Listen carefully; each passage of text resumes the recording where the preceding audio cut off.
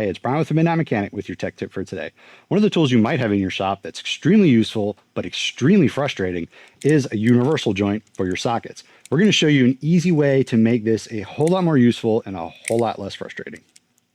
Okay, so you can see here with the universal, when you're trying to get it on a spot, it flops around so much, it's so hard to use and it is extremely irritating. The one thing we do is put a little bit of electrical tape on that universal joint. So you do is just wrap it on up there, try to get your universal straight if you can. Then you have it like this. You can kind of position it more in a way that you want to get on that socket. And as you turn it, it'll stay more on there instead of trying to flop around.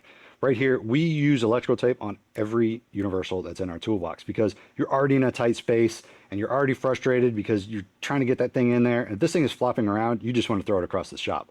But right now, when you put this on there, it stays and it is so easy to use. We actually, just the video we just did on removing the door on the Traverse, when we took the hinge off, I used this and it was so easy because we didn't mar up any of the paint on the fender or anything like that.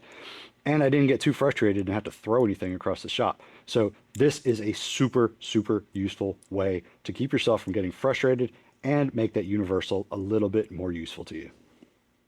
So now you have a tool in your toolbox that's even more useful because it's not flopping around so much. I didn't used to use these as much until I learned this little trick, and now I use these all the time because it's a whole lot less frustrating and they are very, very useful to get in those tight spaces, especially now that you can kind of set it where you want it. Don't forget to subscribe to our channel to learn more tech tips like this, see all of our projects and some of our how-tos, and follow us on all our social media to see what we got going on. We'll see you guys next time.